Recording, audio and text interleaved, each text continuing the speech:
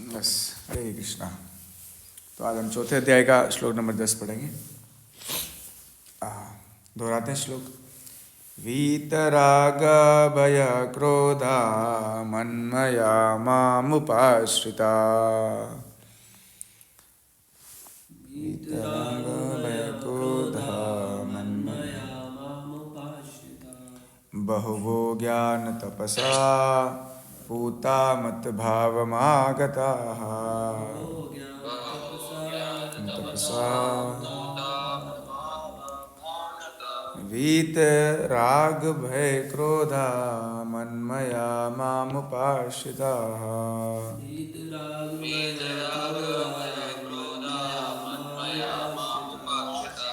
बहुवो ज्ञान तपसा पूता मत भावमागताः।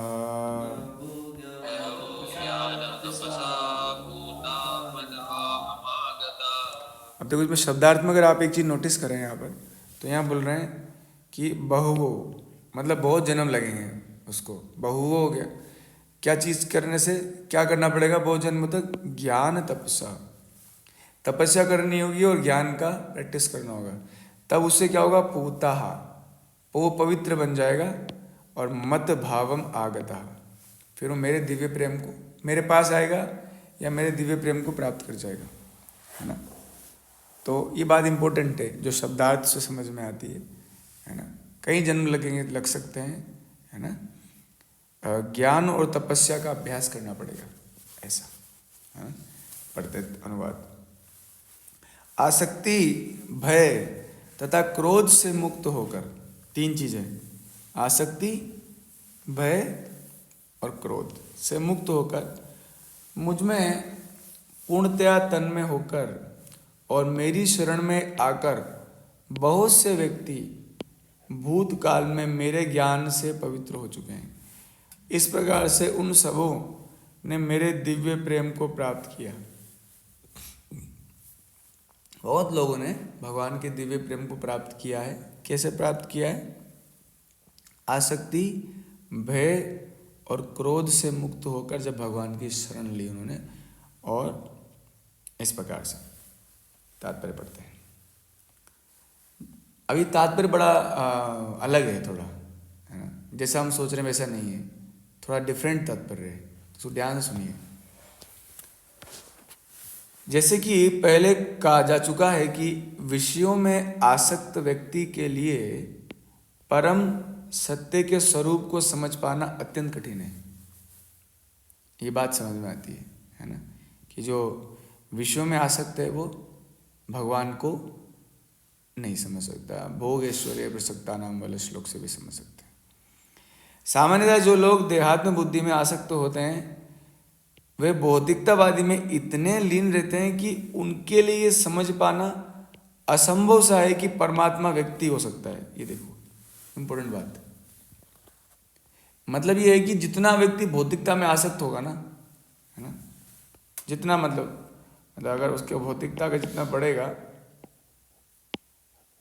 उतना उसको कम समझ में आएगा कि भगवान क्या है, एक व्यक्ति है। ऐसा इसको अपन ऐसा भी समझ सकते हैं कि कोई व्यक्ति अगर भोग विलास में लिप्त है तो वो एक व्यक्ति के प्रति शरणागत नहीं हो सकता, है ना। ये स्वाभाविक बात है। ये बहुत इंपॉर्टेंट पॉइंट है ये, कि भौतिकता में लीन व्यक्ति कभी ये नहीं मान पाएगा कि भगवान एक पर्सनैलिटी है, ऐसा। लेकिन देखो आप अर्जुन को देखो, आप अर्जुन बिल्कुल ही भौतिकता में लीन नहीं थे। इवन माता उर्वशी एक बार उनको प्रपोजल दिए अर्जुन को, है ना, है ना। लेकिन फिर भी अर्जुन ने माता उर्वशी जी का प्रपोजल स्वीकार नहीं किया। बहुत विशेष बात है अर्जुन में। अर्जुन कोई साधारण व्यक्ति नहीं है ना। कल मैं सुन रहा था कि भगवान ने जो गीता को ज्ञान दिया वो युधिष्ठिर महाराज वगैरह को भी पता नहीं चला। वो लोग सोचे पता नहीं क्या बातें कर रहे हैं, दोनों मित्र हैं, कृष्ण और अर्जुन क्या बातें कर रहे हैं। मतलब अर्जुन को ही वास्तव में वो ज्ञान दिया, बाकी लोग सोचते थे क्या पता नहीं क्या चल रहा है डिस्कशन। ऐसे भौतिकतावादी व्यक्ति इसकी कल्पना तक नहीं कर पाते कि ऐसा भी दिव्य शरीर है जो नित्य तथा सच्चिदानंदमय है। कल्पना भी नहीं कर पाते कि ऐसा कोई दिव्य शरीर है दुनिया में मौजूद, है ना, जो सच्चिदानंद में हो सकता है। भौतिकतावादी धारणा के अनुसार शरीर नाशवान, अज्ञान में और अत्यंत दुख में होता है। अतः जब लोगों को भगवान के साकार रूप के विषय में बताया जाता है तो उनके मन में शरीर की यही धारणा बनी रहती है कि, है ना, तो उनके मन में भी शरीर को लेकर ये धारणा बनी रहती है, क्योंकि शरीर नाशवान है। सोच नहीं पाते कि ऐसा भी कोई शरीर हो सकता है जो नाश नहीं हो सकता, है ना, जो अज्ञान में नहीं है, जो दुख में नहीं है, सच्चिदानंदमय है। ये समझ में नहीं आता। तो अगर हम लोग भी चाहते हैं अपने जीवन में कि हम भक्ति के मार्ग में आगे बढ़ें, तो भौतिकता को थोड़ा कम करना पड़ेगा वो, नहीं तो फिर बड़ा दिक्कत होगा। ऐसे भौतिकतावादी पुरुषों के लिए विराट भौतिक जगत का स्वरूप ही परम तत्व है। मतलब मैं सीधी सी भाषा में बोलूं तो वो लोग डीटी वर्शिप में को इतना अच्छा नहीं मानते। मतलब विराट स्वरूप भगवान कण कण में है, लेकिन मंदिर में नहीं है भगवान, है ना। कण कण में हो सकते हैं भगवान, लेकिन मंदिर में नहीं है। और ये जो विग्रह है इसमें तो बिल्कुल नहीं है।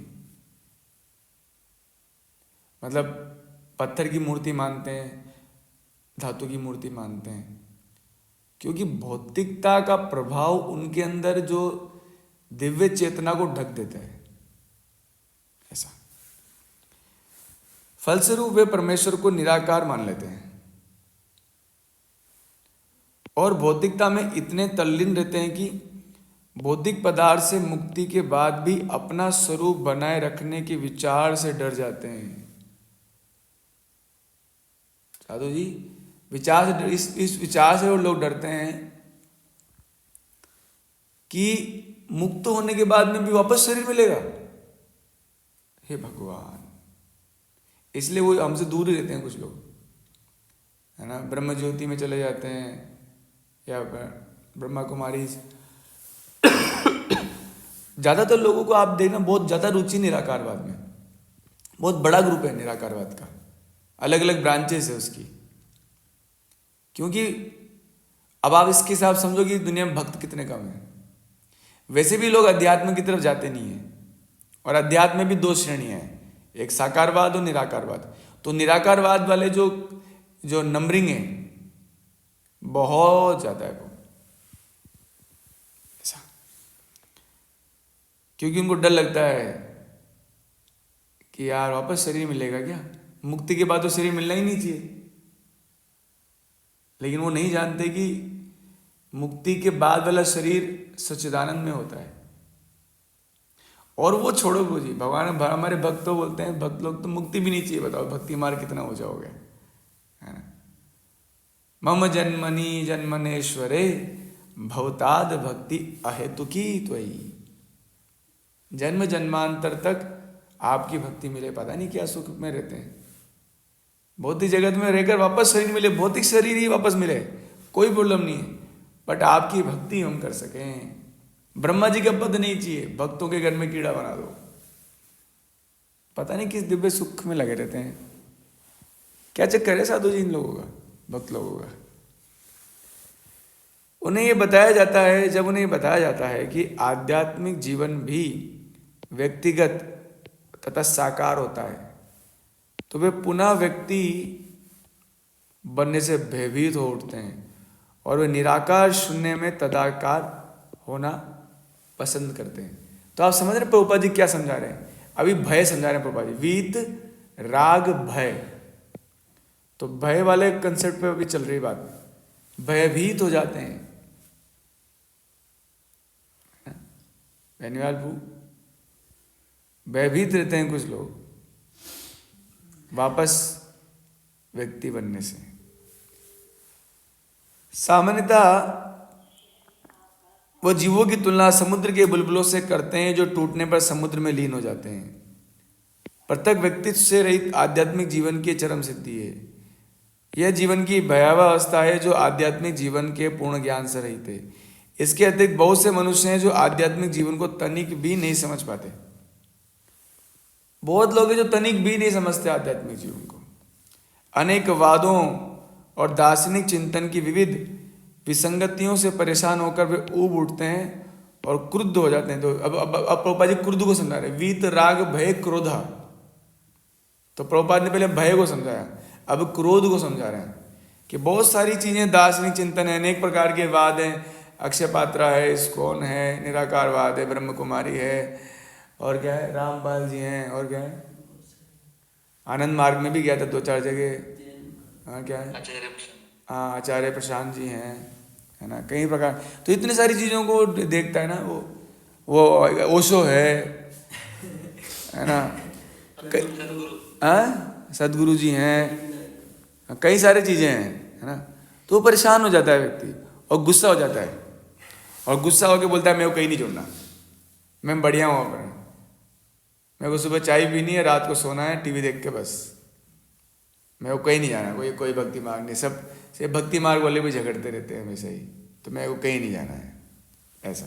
तो क्रुद्ध हो जाते हैं और मूर्खतापूर्वक निष्कर्ष निकालते हैं कि परम कारण जैसा कुछ नहीं, और प्रत्येक वस्तु अंततः शून्य हो जाती है। मतलब ये लोग जो कहते हैं बोलते हैं कि मरने के बाद जो है मुक्ति को मानते ही नहीं, बोले शरीर कुछ है ही नहीं, मतलब शून्य, जैसे खत्म हो गए, शरीर खत्म, सब खत्म, इसलिए जितना जी रहे हो मजे से जियो, मजे से जियो, कोई इसके बाद जीवन ही नहीं है, मतलब शून्य में लीन हो जाता है सब कुछ। हम सब पदार्थ से बने हुए हैं, पदार्थ में ही लीन हो जाएंगे। इवन अध्यात्म की तरफ भी उनका मन नहीं है, क्रुद्ध हो जाते हैं। ऐसे लोग जीवन की रुग्ण अवस्था में होते हैं। कुछ लोग भौतिकता में इतने आसक्त रहते हैं कि वे आध्यात्मिक जीवन की ओर कोई ध्यान नहीं देते, और कुछ लोग तो निराश व सभी प्रकार के आध्यात्मिक चिंतनों से क्रुद्ध होकर प्रत्येक वस्तु पर अविश्वास करने लगते हैं। इस अंतिम कोटि के लोग किसी न किसी मादक वस्तु का सहारा लेते हैं, और उनके मति विभ्रम को कभी कभी आध्यात्मिक दृष्टि मान लिया जाता है ना। प्रभुपाद जी विदेश गए थे तो LSD लोग लेते थे, है ना, फॉरेन में, विदेश में प्रभुपाद जी गए तो वहाँ पर लोग नशा करते थे और बोलते थे हाँ ये हाई उच्च स्तर का भक्ति है। तो प्रभुपाद जी बोले कि तुम LSD ले तो नशा करते उतर जाता है, मैं तुम्हें ऐसा नशा दूंगा जो कभी उतरेगा ही नहीं, है ना, ये नशा करो, है ना। 15 साल से तो मैं कर रहा हूँ इस नशे को, उतर नहीं रहा है ना, अभी और करना है इसको, 25 साल और करेंगे ऐसा। हर जन्म में करेंगे इसको, जन्म जन्म में करेंगे इसको। अभी तो और ढंग से नहीं कर पा रहे, और नशा और अच्छे से करना पड़ेगा, और डूबना है इसमें, पड़े रहो कहीं पर, है ना, नशा करके ऐसा नशा किसी से बात भी नहीं करने की इच्छा होती, न किसी को कुछ बताना है, कहीं पड़े रहो जड़ भरत जी की तरह ये भारी नशा है भाई। वो आपको पता है ना, प्रहलाद महाराज वो मिले थे एक भक्त से, सिद्ध पुरुष से, बोले आप यहाँ क्यों पड़े रहते हो? बोले और क्या करें, अजगर की तरह पड़े रहते हैं, खाने को मिलता है तो मिलता नहीं तो पड़े रहते हैं बहुत भारी नशा है। मनुष्य को भौतिक जगत के प्रति आसक्ति की तीनों अवस्थाओं से छुटकारा पाना होता है। अब देखो प्रभुपाद जी कह रहे हैं, ये 3 अवस्थाएं बताई गई, राग, भय और क्रोध, है ना। तो 3 क्या है देखो, आध्यात्मिक जीवन की उपेक्षा, साकार रूप का भय, और जीवन की हताशा से उत्पन्न शून्यवाद। कितना डीप तात्पर्य है, इसके ऊपर तो बहुत जोरदार बोलना चाहिए, है ना।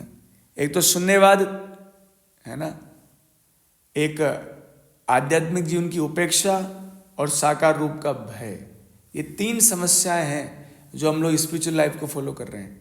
हमें भी थोड़ा थोड़ा कहीं ना कहीं छोटा छोटा है, कुछ कुछ मात्रा में, जीवन की इन तीनों अवस्थाओं से छुटकारा पाने के लिए प्रामाणिक गुरु के निर्देशन में भगवान की शरण ग्रहण करना, भक्ति में जीवन के नियम और विधि विधानों का पालन करना आवश्यक है।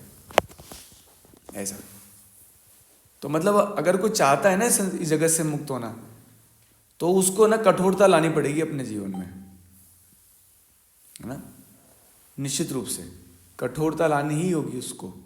मतलब जैसे कि सुबह उठना, मंगल आरती करना, क्योंकि अब कोई कहेगा नहीं मुझे मंगल आरती करने की आवश्यकता नहीं है।